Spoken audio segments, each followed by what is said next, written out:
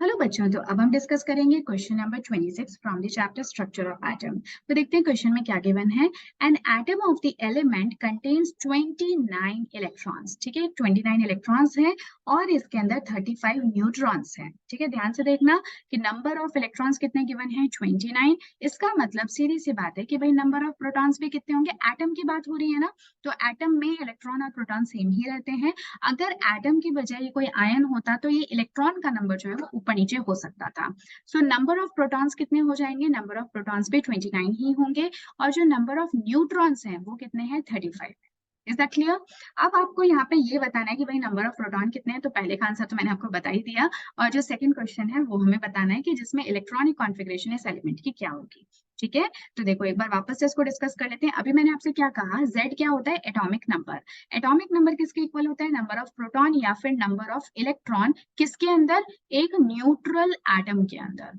ठीक है, एक एटम है जो कि न्यूट्रल फॉर्म में है, यानी कि वो आयनिक स्पीशीज नहीं है, तो ऐसे में प्रोटॉन और इलेक्ट्रॉन का नंबर हमेशा ही सेम होता है। तो क्वेश्चन में हमें ऑलरेडी गिवन है कि एक एलिमेंट का एटम है, इस वजह से हम क्या कह सकते हैं, इसका प्रोटॉन नंबर और इलेक्ट्रॉन नंबर सेम होगा। तो अगर इलेक्ट्रॉन नंबर 29 दिया है तो प्रोटॉन नंबर भी कितना हो जाएगा, 29 हो जाएगा।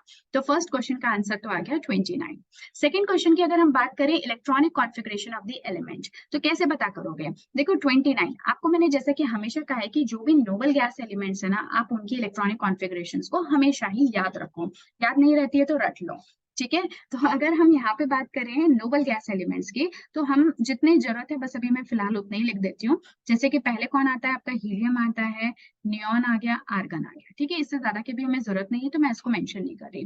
तो हीलियम का एटॉमिक नंबर 2 होता है, नियॉन का 10 होता है और आर्गन का कितना होता है, 18 होता है। क्या करोगे, मतलब 2 8 8, वही जो मैजिक नंबर्स होते हैं आपके, 2 8 8 18 18 32। ठीक है, इस तरह से आपको इलेक्ट्रॉन्स को क्या करना है, ऐड करते जाना है। क्लियर है, तो ये मेरे पास में आ गया। अब मैं ये देख पा रही हूँ कि जो मेरा एलिमेंट है जिसका कि एटॉमिक नंबर 29 है, राइट, क्योंकि यही तो एटॉमिक नंबर निकल के आया है ना। एटॉमिक नंबर किसके इक्वल होता है, नंबर ऑफ इलेक्ट्रॉन्स के इक्वल। तो एटॉमिक नंबर जो है वो 29 गिवन है, जो कि ऑब्वियसली 18 से 32 के बीच में है। ठीक है, तो हम क्या करते हैं कि हम हमारे आर्गन के एलिमेंट यानी कि 18 को लेकर चलते हैं। तो जो 18 है वो तो कहाँ पे बिलोंग करेगा, ग्रुप नंबर। मैं अभी इसके लिए दूसरा एक पेज यूज कर लेती हूँ। सो यस, तो आप जानते हो कि नॉर्मली जो आपकी एक पीरियोडिक टेबल होती है ना, वो कुछ इस तरह की नजर आती है। यहाँ पे एक एस ब्लॉक होता है, यहाँ पे आपके डी ब्लॉक के एलिमेंट्स होते हैं, नीचे आपके एफ ब्लॉक के एलिमेंट्स होते हैं। ठीक है, सबको मैं डिटेल में नहीं डिस्कस कर रही हूँ यहाँ पे। और यहाँ पे आपका कुछ इस तरह से पी ब्लॉक का एलिमेंट होता है, जिसमें आपको 1 2 3 4 5, 1 2 3 4 5 6 सही है। और यहाँ पे एक हाइड्रोजन आइटम होता है, यही तो होता है। तो अगर हम ग्रुप नंबर 18 के एलिमेंट की बात करें, किसकी, अभी मैंने आप लोगों को बताया आर्गन के बारे में, राइट। तो आर्गन जो है उसका एटॉमिक नंबर कितना है, 18 है, यानी कि 1 2 3 वो यहाँ कहीं पे एग्जिस्ट कर रहा होगा, 18। अब 18 के बाद में जब ये थर्ड पीरियड है, 1 2 3 थर्ड पीरियड है। अब जब आप फोर्थ पीरियड में आते हो, तो फोर्थ पीरियड में आने के बाद में ये कहाँ आ जाता है, 18। 18 के बाद में इसका हो जाएगा 19 और इसका हो जाएगा 20। 20वां कौन होता है, कैल्शियम होता है। 20 के बाद में फिर कैल्शियम के बाद में एक्चुअली आपका डी ब्लॉक जो सीरीज है वो स्टार्ट हो जाती है। तो यहाँ पे देखो एलिमेंट कहाँ से स्टार्ट होते हैं, 21। और आप सभी जानते हो कि 30 पे जाके एंड होते हैं, क्योंकि टोटल ये 10 होते हैं काउंट में। तो इसका मतलब 30 से पहले यहाँ पे कहीं पे आपका 29 आएगा, बीच के सभी एलिमेंट्स आप लिख सकते हो। तो ये एलिमेंट्स कौन कौन से होते हैं, मैंने आपको लास्ट क्लास में भी बताया था, scandium, titanium, vanadium, chromium, manganese, Fe यानी कि आयरन, कोबाल्ट, निकल, कॉपर, जिंक। तो इनके एटॉमिक नंबर्स क्या क्या हो जाएंगे, सो दिस इज 21 22 23 24 25 26 27 28 29 और 30। तो देखो 29 पे कौन आ रहा है, तो वो है कॉपर। ठीक है, तो हमें इस तरह से अप्रोच करना है। हमेशा आप क्या करोगे कि जो भी आपके नोबल गैस एलिमेंट है यानी कि ग्रुप 18 के एलिमेंट्स हैं, उनके एटॉमिक नंबर्स को आप याद करके रखो। याद नहीं होते हैं तो आपको पता है कि 2 8 8 18 18 32 करके आप उनको निकाल सकते हो। बट फिर भी मैं आपको सजेस्ट करूंगी कि टाइम को बचाने के लिए आप ग्रुप नंबर 18 के एलिमेंट्स को हमेशा ध्यान रखो। उससे आपको ये पता चल जाएगा कि आपका जो एलिमेंट है वो किसके बीच में बिलोंग। Is it clear. तो ये था हमारा question okay, so this was your question number 26। I hope कि आपको ये जो पॉइंट है ये समझ में आ गया होगा।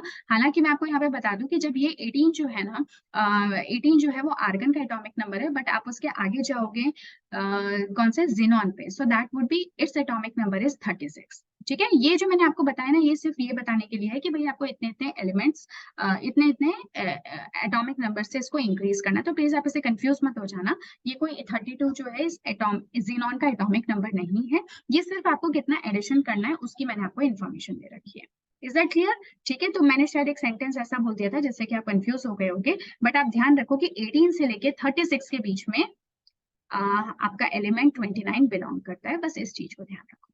ठीक है, तो ये था हमारा क्वेश्चन नंबर 26। आई होप आपको समझ में आ गया होगा। तो हमारा एलिमेंट कौन है? कॉपर है, जैसा कि मैंने अभी आपको फाइंड आउट करके बताया। So the element is copper. और जो पहला वाला केस था उसका आंसर आपका कितना हो जाएगा? सो 29 प्रोटॉन्स। सो आई थिंक कि काफी डिटेल में हमने इस क्वेश्चन को भी डिस्कस कर लिया है। सो नेक्स्ट क्लास में हम लोग मिलेंगे क्वेश्चन नंबर 27 के साथ में। अगेन मैं आपसे रिक्वेस्ट करना चाहूंगी, क्योंकि ऑलरेडी मैं देख रही हूँ कि मेरे जो भी वीडियोस हैं उन पे मेरे को अच्छे खासे व्यूज मिल रहे हैं। इस चैनल को स्टार्ट हुए हुए और एक्टिवली इस पे काम करते हुए मुझे 1 महीना ही हुआ है, बट ऑलरेडी मुझे अच्छा रिस्पॉन्स मिलना स्टार्ट हो चुका है। तो व्यूज तो काफी मिल जाते हैं, बट उतने कॉमेंट्स नहीं आते हैं, उतनी शेयर नहीं हो रही है और उतना सब्सक्राइब नहीं हो रहा है, सिर्फ व्यूज मिल रहे हैं। तो प्लीज मैं आप लोगों से रिक्वेस्ट करूंगी कि अगर आप इन क्वेश्चंस के सॉल्यूशंस को देखते हो, आपको हेल्पफुल लगते हैं, इंफॉर्मेटिव लगते हैं, तो ज्यादा से ज्यादा इनको शेयर करो और प्लीज चैनल को सब्सक्राइब करो, ताकि मुझे भी एक अच्छा मोटिवेशन मिले और ज्यादा से ज्यादा क्वेश्चन कम से कम टाइम में मैं आप लोगों के लिए अलग अलग डिफरेंट और डिफिकल्ट चैप्टर्स के जल्दी लेकर आऊं। ठीक है, तो इसी मैसेज के साथ में मिलते हैं नेक्स्ट क्लास में, जहाँ पे एक नए क्वेश्चन को डिस्कस करेंगे। अगेन, अगर आप पहली बार चैनल पे आए हैं और अभी तक सब्सक्राइब नहीं किया है, so just for me I would be saying advance में थैंक यू। तो प्लीज आप इस चैनल को सब्सक्राइब कर लीजिए।